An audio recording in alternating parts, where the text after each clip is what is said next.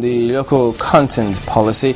Well, this time we're joined by Chukwuma Okolo, who is the Vice Chairman, Dorman Long Engineering. He's the Chairman, Nigerian Content Consultative Forum Fabrication Group. He's also Director, Nigeria Economic Summit Group. Thank you for coming on this morning. Thank you very much. Well. Your perspective, for instance, in Dorman Long, you've done a lot in this industry.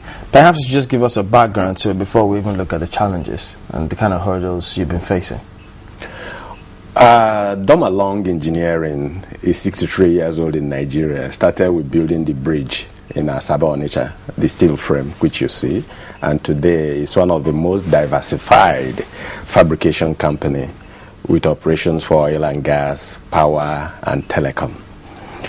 Coming to the issue of Nigerian content or local content policy, I think it goes beyond the individual company. The thrust of Nigerian content policy, or any local content policy for that matter, is employment creation, economic growth, GDP growth rate, and obviously conservation of foreign exchange. And this was the philosophy behind the drive for local content policy in the oil and gas industry, which has been fairly successful, particularly with the enactment of the law.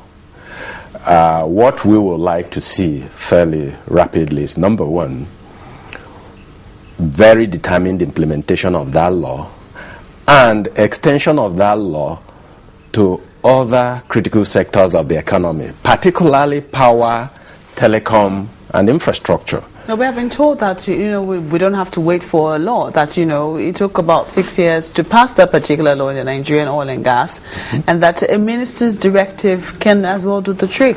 Oh, I am fully in agreement with Ernest, the executive secretary of the board. It is national determination.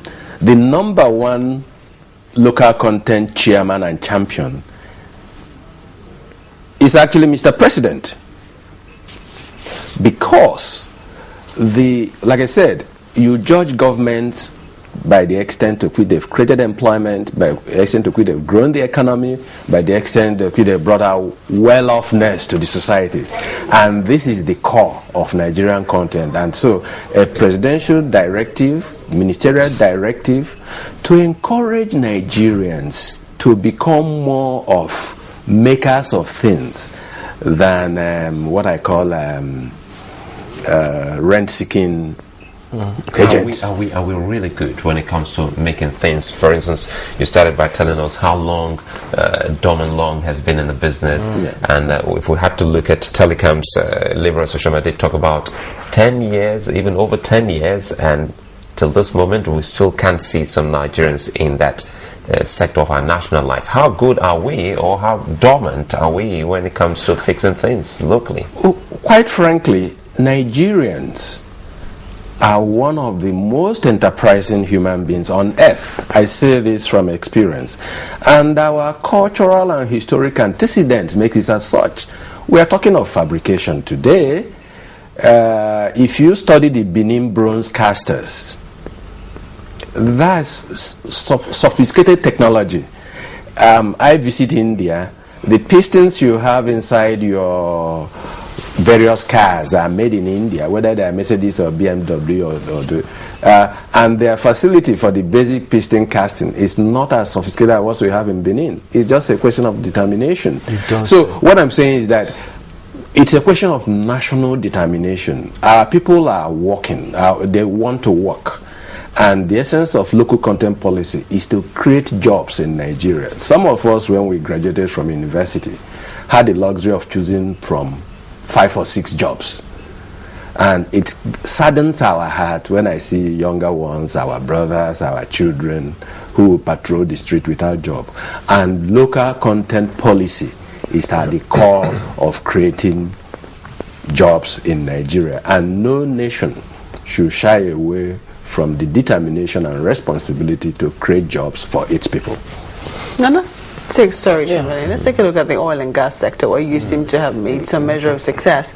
Is it only because, I mean, is it all success? Because all we've heard is that since the Nigerian local content law was enacted in 2010, it seems there's been success all the way. Is that the situation? I think it's too early to celebrate. There is some incremental progress, but we are not yet at the destination. What will it take us to get there? Obviously, the word local content has been in use in the industry for over 40 years. Even across the world. A structured determination to make it work started probably in 2005, which then led to the law. And since then, relative to where we were, I think we've made some progress.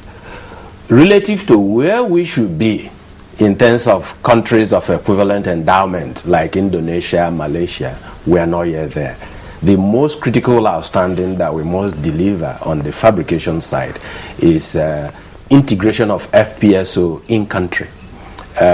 Just to explain, when you produce oil offshore, the facilities that ordinarily would be on land, you put it up inside a ship, and therefore you have FPSO. It's a job done typically in South Korea, China, Singapore, and similar places. People can tell you 1,000 reasons why it cannot be done here, but I will tell you, Nigeria was graduating petroleum engineers well ahead of Indonesia. And when Indonesia wanted to do FPSO integration in 1980s, the president said, do it. And it was done. And that says that, you see, the money involved in some of these projects are so many. There are so much. I mean, the typical FPSO project is $2 billion plus. And people will do anything to justify why it should be done in their own territory and not in your own territory. But the children of the house will be fed first before strangers. And therefore, it is the responsibility of the Nigerian government to ensure that Nigerians get employed before you move employment to Asia.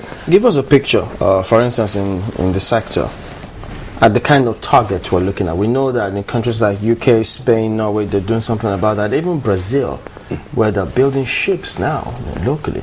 What kind of targets are we looking at for this sector? Well, first of all, the law set out clear targets, I think ranging from areas that insist on 100% local content to areas that insist on 50%. For instance, most of the fabrication range in 70% to 80% in country. And remember, when we say local content or Nigerian content, that is value creation in the Nigerian economy through the deployment of Nigerian human and material resources. It doesn't say that, oh, you cannot employ, if you have skills gap, you cannot employ somebody from outside Nigeria, but it must be done inside Nigeria. Like I said, FPSO integration will easily create a village of employment of over 300,000 people, both primary and secondary. 300,000. And if you look at the next 10-year horizon, there are at least 10 FPSOs on their way. So visualize some communities in Nigeria. We have water between the coast of Badagry down to Calabar. We are a maritime nation. And so anybody telling me that we don't have facility, fine, let's build it. Even the building of those facilities will employ Nigerians. I just came back from South Korea. Samsung in South Korea is almost like a village. It's a town. You know, it's a town. It's sustaining an entire town. So, like I said, the destination, as far as I'm concerned, within our own sector, that's fabrication, for Nigerian content policy success, is by the time where all the top sites and all integration is carried out in Nigeria, because this, on the average, will create 300 to 500,000 primary employment. You know, maybe you explain this line right inside of all of this when they talk about Nigerian independent operators shall be given first consideration in the award of maybe oil blocks and some other contracts. So what does that mean when you talk about first consideration? Is it an open, should I bid or exclusive bid just for Nigerians, Nigerian contractors first before others?